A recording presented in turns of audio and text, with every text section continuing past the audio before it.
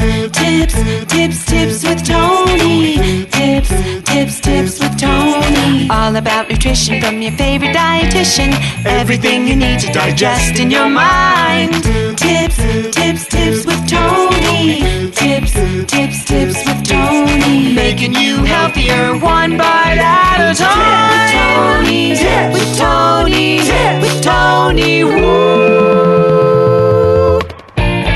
Hello and welcome to the Tips with Tony podcast. I'm Tony Marinucci, your registered dietitian, helping you get healthy one bite at a time. I'm very excited for you to meet our very next guest. I have Kylie Larson virtually in front of me. She's the founder of Lift to Get Lean. She is a nutrition coach and she's just really great at what she does. I love following her on Instagram. She provides really practical solutions to whatever you're dealing with. And she's really relatable and honest and raw and vulnerable, but also helpful and educational. So I'm really excited for you guys to hear from her today. I know you're going to love her energy because it's contagious. So Kylie, welcome to the Tips with Tony podcast. Thank you so much, Tony. And I agree, like your energy comes through too. I just love everything that you put out there. Thank you for inviting me. You're so welcome. You're so welcome. So the first question I always ask is a 3-part question to introduce yourself by sharing who you are, what you do, and most importantly, why you do what you do.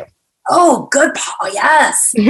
So I am Kylie Larson, and I am a nutrition coach and entrepreneur. I coach women, mostly women, also some men with mostly macros. Again, it's not all macros. I run an 8-week program called Lift to Get Lean. And then that also then feeds into a monthly membership that I have so that you have that ongoing support.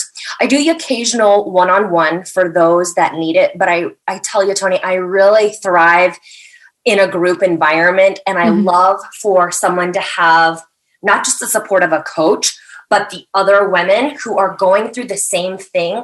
Because even though we are all so different, we share a lot, especially in this experience of trying to eat well, trying to feel our best, reaching whatever goals you have. Maybe it's a physique goal, maybe it's a health goal.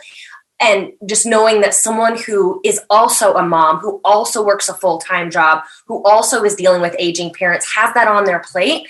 And you get ideas with how they manage it all. Yeah. So that's what I do. And then I do it because it's always been my passion. But this is the second part of my life. Like I have a previous life, I call it. And that's when I was more in corporate America and I was in advertising. And I just felt I had Sunday scaries every Sunday. I felt like I had no idea what I was doing, and I didn't. And I always thought maybe this job, I would change jobs, not frequently, but you do that in advertising. You move around to move up. And I thought, no, this one will be different. This one will be different. And they were never different. And it wasn't about the people. I worked with some amazing people. It just wasn't my jam. And during that time, I was struggling too with my own fitness and nutrition. And I wasn't overweight, but I was obsessive, right? And so I was exercising to the point of, I probably would call it an exercise addiction. I mean, suffering the consequences of stress fractures, overuse injuries. Yeah. And at the same time, I didn't know what to eat. And thinking back, I'm like, no one ever taught us how to eat. It seems like something we should know, but I didn't know. And as I was trying to change my body, I thought that I needed to eat less and less and less. Yeah. Clearly that did not work. So, but I was always interested in the fitness aspect of it. Fast forward 15 years, I started teaching yoga. I got more and more into fitness and how to do things the right way. Then I learned about nutrition, and I learned how nutrition is so important. I learned how to eat for your goals, and that does not mean starving yourself. That does not mean eating less. And then once you find this out, you feel like you want to tell everyone. Yeah. And so I see, and again, I'll say women, I see women my age who are struggling with this. We've all gone down a similar path.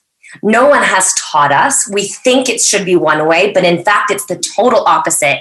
So I just want to take that question mark out of the equation and say, this is the equation. This is what you do to give you one less thing to worry about, and you actually reach your goals. Mm-hmm, mm-hmm. That's why I do it. And live your life. I feel like there's no coincidence that you were stuck in like corporate America where you think there are people where you like kind of felt a little bit lost and you're also were struggling with your nutrition at the same time. Like, I'm not surprised that those parallels were kind of together. And then as you started to heal your relationship with food and your relationship with exercise and started to break free of, being in a situation that you knew you weren't living to your potential, it all started to kind of form together. I find like they tend to, bounce off of each other very frequently. Absolutely. And, looking back, I mean, my focus was working out. Even though I had a job and everything, I thought about working out all the time. Now, I don't think about it all the time. It's part of my life. It is not my life. Yeah. Yeah. That's such a good point. Mm-hmm. That's a great question that you bring up, because I feel like for so many, for years, I know for me personally too, like that was my whole life was nutrition and fitness. And like, like you said, it was so obsessive.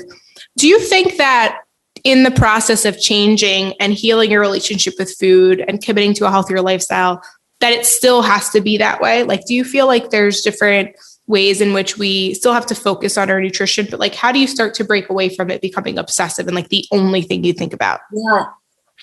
It becomes who you are. For example, today I took my husband to his doctor's appointment and we went out to lunch. It was not planned. In the past, Tony, this could have sent me in a downward spiral. Yeah. Well, I never looked at the menu ahead of time. What am I going to eat? Is there going to be anything that fits my macros? Now, with the knowledge that I have, I know how to order a healthy meal. Let's say I didn't want to order a quote unquote healthy meal. Maybe I wanted to live a little bit. I know how to fit those things in because it's become who I am. So I do not have to think about it all the time. And the freedom that comes with that, I mean, it's like a huge weight lifted off your shoulders. And I share that because I know a lot of people, when they start this, they do have to be very mindful. Mm-hmm. And they are looking at the menus ahead of time. But then all of a sudden, you just know. It's like riding a bicycle. You don't have to think about it. You just get on that bike and you go and you find your balance. Mm-hmm. Yeah, I love that. I love that. So before we get into some of the questions I had for you, I loved what you had posted just recently on your Instagram. So before we get into that, share, where can people find you on Instagram? What is your handle? So my handle is Kylie Fit Yoga. Awesome. So go follow Kylie. If you're enjoying this episode, take a screenshot of it, share it on your story, and let us know what you're learning so far. All right. So Kylie, you talk about maybe where people might be asking the wrong questions before doing a nutrition program, even working with a coach, whether it's a right one, a wrong one, all that. What are these 3 questions that people might be asking the wrong ones, and why are they wrong? Absolutely. So first off, and this is right off Instagram, will this work for me? So really any program, any coach will work for you if you do the things. Mm-hmm. So it's not about the program necessarily. Will you be compliant? So you don't want to ask that question because I can't tell you. Like if Tony were to reach out to me about my program, Lift to Get Lean, and she said, will it work for me? I'm like, well, I don't know. Are you going to do the things I say that you need to do? Mm-hmm. And also you have to understand that ownership is a huge part of it. You need to own your decisions. And so you cannot put the results on someone else. You're going to own the results just like you're going to own the work. Mm-hmm. So you don't know. And this would apply to anything. Like if you need to go to therapy, is this going to work? I don't know. Are you going to do the work? Mm-hmm. So I get fired up about that one. Number 2, how long is it going to take? Again, how could we possibly put a timeline on how long it's going to take to probably undo a lot of what has already been done, optimize, and then get you on your merry way? You also don't want to be in that frame of mind of result oriented. Like, I know you want results. I know you want them quickly, but that's not always the best way to go about it. Right. So I always like to encourage people, settle in, Sally. Like, it's going to be a long ride. So get in, let's enjoy it. And I try and get people to think in terms of years. It's not going to happen in 6 weeks. It's probably not going to happen in 6 months. But where will you be in a year if you start doing these things right now? Mm-hmm. What about in 2 years? Mm-hmm. That's really when the magic happens. And that is when you don't have to think about it so much. And, I talked about you become this person. The decisions are just automatic. The decisions that you want to make that are moving you towards where you want to be are automatic. And then the last one is cost. How much does this cost? You get what you pay for. Yeah. I mean, there's a million nutrition programs out there. You could get this app. You could get that app. You could work with a person who has just gone through a weekend, quote unquote, training, and they're all of a sudden a health coach. Mm-hmm. Or you could work with someone like Tony, who has gone to school for this, who's an actual RD, or a nutrition coach like myself, who's been doing this for 5 years. Mm-hmm. You do get what you pay for. And I'm not saying you have to go with the most expensive person, but you also don't want to go with the cheapest. And I was talking about this on an Instagram Live the other day. It's like if you were to have a contractor come into your house, you don't want to ask them these same questions. Like, do you want it done fast and cheap? No, because you know what kind of quality you're going to get. You want someone who's going to take their time and do things the right way. And that's the kind of program you want to be looking for, which is probably going to cost just a little bit more. Definitely. But, and that's the difference between like an expense and an investment, right? An investment, it's going to come back to you. As a cost is just something that like you really just like wasted your money, right? Yep. And there's so many things that we can shift and prioritize where we put our money. And we forget that, investing in your health is going to save you time, energy, frustration, and all the things that you're probably wasting your money on right now that you really don't need to be spending your money on, when you could be investing that in somebody who's going to really help you feel better every day. And I think, honestly, feeling healthy, happy, and energized is priceless. I really don't think you can put anything on there.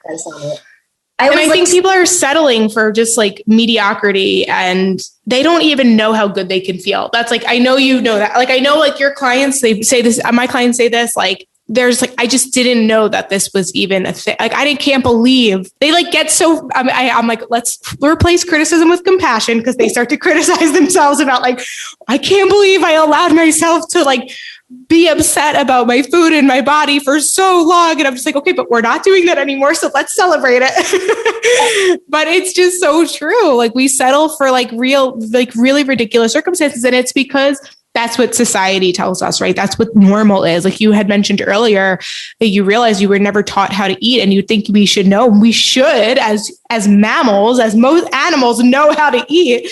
But because we've been stuck in diet culture with these mixed messages, and just, it's like literally the diet industry is $1 billion. It's probably more at this point, but the last time I checked, it was $72 billion industry annually. So stuff like that, like there's money behind that. So unfortunately, that's where the loudest messages are. You see those Facebook ads, the Instagram ads, they're putting millions of dollars behind those to get in your face.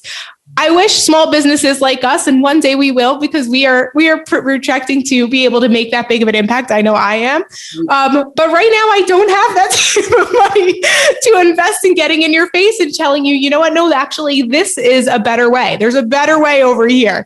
Right. But fortunately, we have podcasting, right? Fortunately, we have these free ways to get in front of people. But all that to say, you got to learn how to eat. And now I went on a tangent. I do this. But yeah, it's important. Invest in yourself. That's all I got to say. People settle all the time.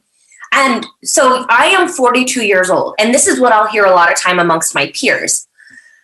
Oh, it's just part of getting older. No, no, we are not settling for anything, because you don't have to. Right. And then also too, like I caught myself, and because I just turned 31, and, I am starting to notice like my skin isn't as, I'm not things like this tight anymore. And it's not like I'm not doing anything differently. Like I am starting to notice and feel it. And I caught myself being like, oh, wow, I guess this is just how it is. But then I realized like, no, wait a minute. Like, and also the aches and pains, like after a workout, like never, that's new. Like, so, the hangovers, all the things. So anyways, I was like reflecting, and I was like, I did catch myself for that moment. And then I realized, wait a minute, I'm 31. I plan on, hopefully, if I take care of my mind and my body, to live to at least 90. I think we can all do that today, right? Nowadays, with all the things that we know about ourselves. Nothing's guaranteed in life, but I'm like, I have 2/3 of my life left. Like I have a significant amount left of my life. Like for me to settle on like aches after workouts and, my skin and all that. No, I've been looking in ways to improve my skin. I've been looking at more recovery processes. Like, you start to do the work and then I look at people like you and you do inspire me because I do know that there's people who are older than me that are fitter and leaner and they are happier and healthier. And that doesn't mean that I have to go downward from here. If anything, with the knowledge, I can go up from here. Exactly. And that goes again to how long will it take? Well, it's going to take your lifetime. Yeah. Because it's not that you keep on getting better, but it's practice. Every day it's practice, making these decisions, making the best decisions possible and doing the best things for your body. Yeah. We're not getting older. We're just improving. That's the way I look. I love that. That's such a great outlook. So let's shift gears to kind of the questions I had kind of wanted to ask you, because I know you help a lot of people with sustainable fat loss. You help people who might need to do a reverse diet and help change their metabolism. That term gets thrown out a lot. And I really don't think people actually understand what reverse dieting is. And I know I kind of just threw two questions at you at once, but if you could maybe just describe kind of like what sustainable fat loss looks like and how a reverse diet comes into play to helping with that process. Sure. So sustainable fat loss is focused on lean proteins, eating your vegetables, getting daily movement in. And when I say daily movement, I'm not talking about workouts. It's focused on strength training when you do workout. And most importantly, and I think often left out and forgotten, as sleep and stress management. Yeah, they're always forgotten. These things, especially for those of you, if someone has a significant amount of weight to lose, if you could implement these things today and do them for several months, you would feel a significant difference in the way that you are feeling. Mm-hmm. So, I mean, to me, fat loss is actually easy. That's what it focuses on.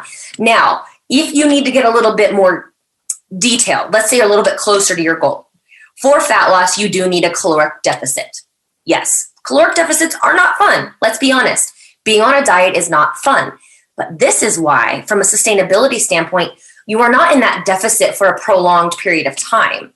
You're in a prescribed 6, 8, 10, 12 week fat loss phase. So that way you can go in, be in your deficit, and then you cycle back out of it. So you periodize your nutrition. And how you periodize it is then you would reverse diet up into your maintenance calories. Now, reverse diet is a slow, gradual process to where you slowly add calories back in from your deficit.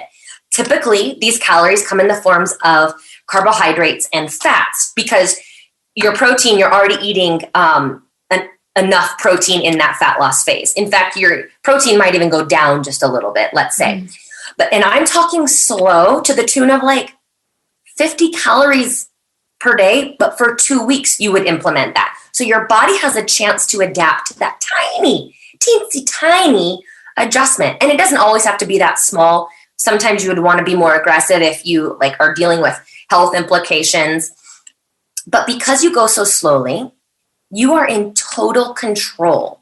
So people who are new to this, everyone's very concerned with gaining weight, which I am sensitive to. I understand. It's scary.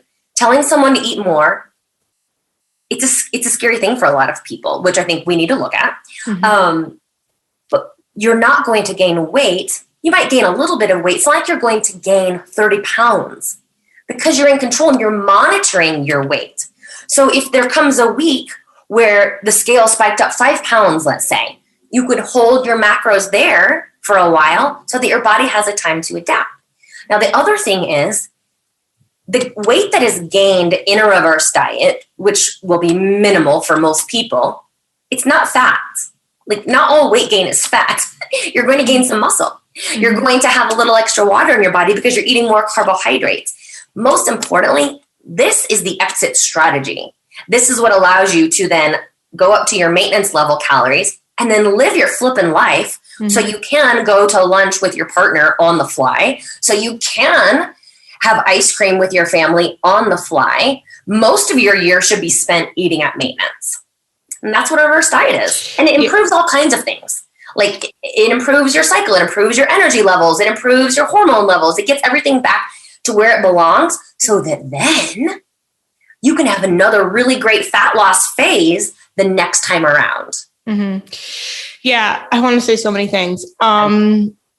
Like, oh God, I feel like, the fear of weight gain is a real, like, it's a bigger issue that we don't have time for today. Right. But the reason why I think we need to expand on why we do it, we bring you down and then bring you back up slowly, is because our bodies, most people who lose weight end up regaining it back because they do it in a rapid way. And our bodies are not meant for that. They're meant for survival, and they freak out and then they put the weight back on and some. So that's why a lot of the diets you didn't fail, they failed you. They weren't meant for you to succeed. If anything, they're only there for you to keep coming back to them.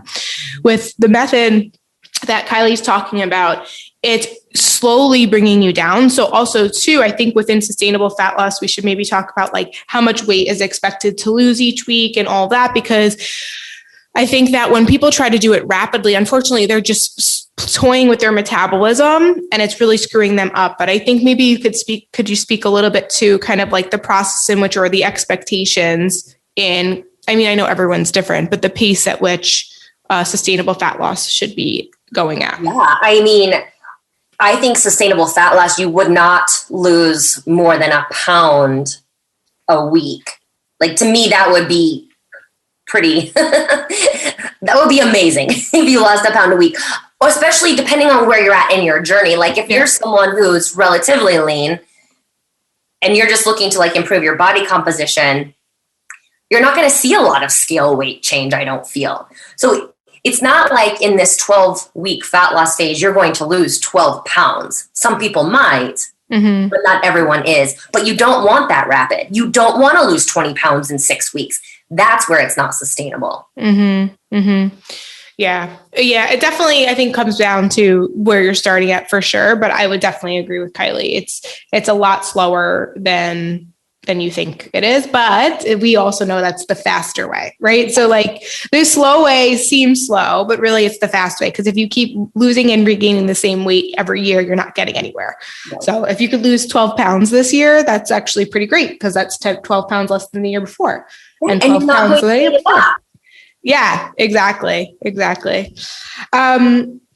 So I know that you also talk a lot about the importance of like different mindsets when it comes to creating sustainable change and loving yourself through the process. I feel like that's hard for people, right? Like, how does somebody want to change their body, and then love it at the same time? How do you help people through that?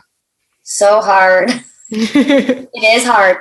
I like to remind people we're coming from a place of love when we're making these changes. We're not changing our body because we hate our body. We're changing our body because we want to be healthier, because we know that we're going to feel better. And I believe that if you're doing this from a place of love rather than a place of fear, like I'm afraid I'm going to be overweight the rest of my life, I'm afraid that I'm not going to be able to be successful, you're not able to have those long-term results. It's got to come from a place of love to begin with. And then also understanding that you're making these changes not only from a place of love, but for yourself, not for anyone else, not because society is telling you that you need to look a certain way, but you're going to do the best you can for you, working with what you have, understanding different body types exist. There is no, I just got this from the book, The Body's Not an Apology by Sonia. Oh, I read that. It's so good. It's so good. Yes. It's really good. Sidebar, sorry, not to cut you off, but guys, you're listen, I did listen to it on Audible or get the book. But what I love about that book is it also addresses different people with disabilities. And like, it really just makes you think of just like, wow, we are so privileged and we take advantage of the fact that we are so able-bodied. And, you think you're reading the book about like, they're talking about things like fat phobia and all that, but no, it's so much deeper than that. So I highly recommend that book. It's really, really powerful. I will come back to that too. Yes. He says there is no hierarchy of bodies. I think that's so true. There are tall people and short people. there are bigger bodies out there. Like there are skinny bodies out there. So I'm even careful to like say you don't want to be skinny, because some people are just skinny and that's totally fine. But I think understanding that, and then also from the mindset perspective, understanding that whatever ideal is out there wasn't decided by you, wasn't decided by me. It was decided by somebody else. Who knows who they are? And it's probably a man. Not there's anything wrong with men, but like that patriarchy plays a huge part into body ideals. Why are we trying to live up to someone else's expectations? And so just understanding why we have the ideas that we have. And then the other part of the mindset is not only coming from a place of love, but thinking long term. Like we've already talked about this 2 times. Yeah. Understanding that these changes are not going to happen overnight, but getting out of instant gratification. We want things right here, right now. That is what's going to give us that sustainable fat loss that we all want. It's those things that I really have to help people with their mindsets. Yeah. I mean, at the end of the day, anything you really want in life is going to take work. Right. But I think more than that, it takes like the right type of work, right? If you're doing things that are not actually going to help you, then doing more of them is just going to keep leading you back to not getting those results. But if you're doing the right things that you know you need to be doing for you and your body, it's putting in the work, not massive amounts of work, but consistent amounts of work every single day. And then I think the biggest thing that people are missing is patience. Oh my gosh, 100%. I mean, consistency and patience. Yeah. That is what it takes. Yeah. You just gotta wait it out. You gotta wait it out and be clear. I think that was a really good point too. And like, why are you doing this? Are you doing this for you? Or are you doing this to like prove an ex-boyfriend they screwed up with their choice or whatever it is? And like, you can use those things, I think, as outside motivation can kind of help, but make sure that the genuine why, the real why is coming from you and what you want. And it's very clear it's from you and nobody else. And also understanding you, like, who are you? Like, what is important to you? Coming back to your core values. And if you haven't gone through that exercise of like figuring out what your core values are, I would encourage anyone to do that. So, we say we want our actions in alignment with our goals, and we want our goals to move us towards who we want to be. Well, who do you want to be? What is important to you? That's the framework. You need to know where you want to go in order to get there. So you have to examine, what kind of person am I? What's important to me? Is being healthy an important thing to me? If it's not, then you're probably not going to follow through. But if health is important to you, what about integrity? Do you want to do what you say you're going to do? You want to follow through? Because, that's where people start to feel bad about themselves. That cognitive dissonance, like saying you want to be one way, but then showing up as the other. I've got my hands up, and that space in between is what makes us feel so gross. So when you show up the way that you actually want to, that's the other game changer. Yeah. Well, I think the other part of that, though, and the issue is that I don't think a lot of people take enough time to really define what their values are and what's important to them. So do you have any exercises that you put your clients through, or any tips you would say to help people figure out what their values are? Yeah. So the one exercise that everyone does is the 5 whys exercise. And maybe you've done this. You ask yourself why you're starting this, and then you drill down 5 times. So why am I going to work with Tony? Okay, I want to lose 20 pounds. Okay, why do I want to lose 20 pounds? Because I want to fit into a smaller size of jeans. Okay, why do I want to fit into a smaller size of jeans? Because I think I will look better. Okay, well, why do I want to look better? I want to look better because I'll be able to walk into a room with more confidence when I feel that I'm looking better. Okay, why do I want to walk into a room with more confidence? Because when I am more confident, this is the 5th why, I am able to get what I want out of life. So this just came from, I want to lose 20 pounds to I actually want to get what I want out of life, which also to me says I want to show up the way I want to show up in this world. And then you remind yourself of that why maybe every day, every week. Every day. Yeah. the more the better. Yeah. In our program, we have people fill out a weekly check-in form, and their first question they ask is, what is the goal and why? And it's just like a constant reminder of like, this is what I'm doing and why. And that sometimes is enough. And then other times I'm like, all right, no, write out your goal every day.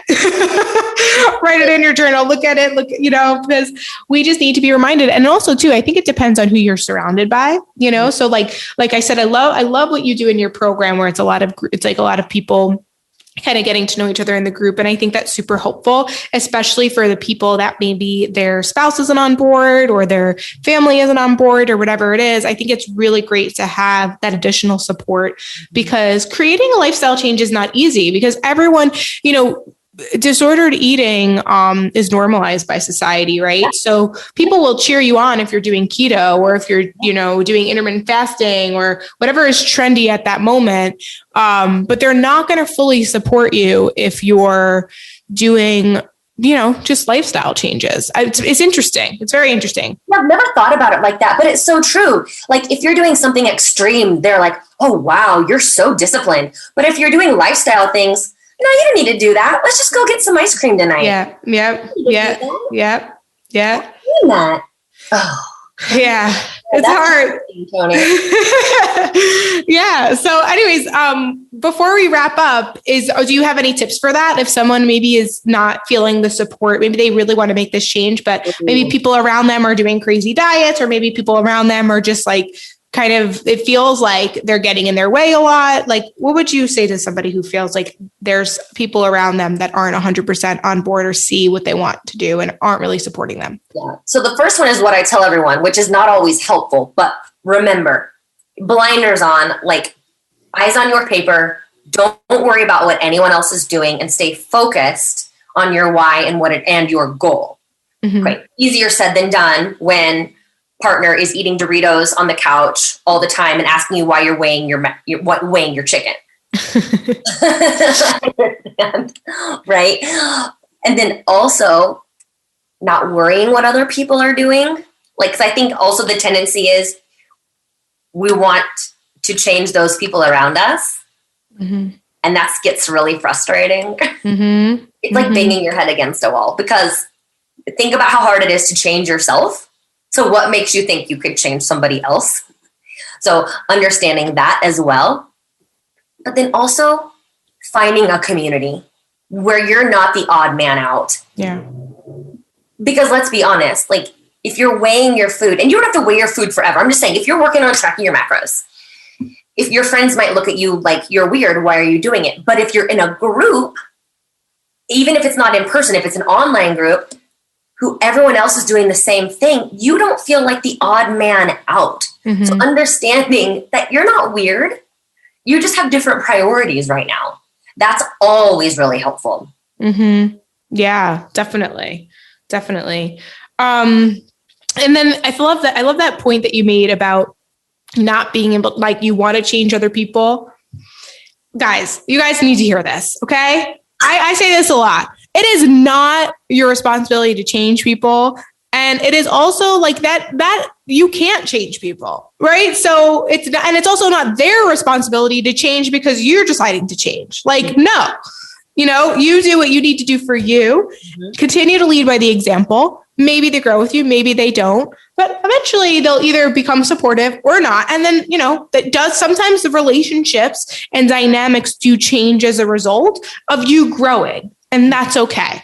And I think part of that might be the fear, why some people fear of change is because they fear it's going to kind of disrupt maybe certain partnerships or relationships. And I think that if you're afraid of that, there's something there that probably wasn't solid in the first place, right? If that person can't, that person doesn't have to change with you, right?